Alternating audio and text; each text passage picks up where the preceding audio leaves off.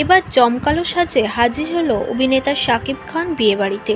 সেখানে উপস্থিত হয়েছে বাংলাদেশের বহু জনপ্রিয় সব তারকারা। তাদের মধ্যে উপস্থিত ছিল দিঘি ও পরিমণি। পরিমণির ছেলের হাত ধরে এন্ট্রি করতে দেখা গেল পরিমণিকে। পেছন পেছন আসছে শাকিব খান। সবাইকে যেন অনবদ্য সুন্দর লাগছে। দেখুন তাদের এই ভিডিও।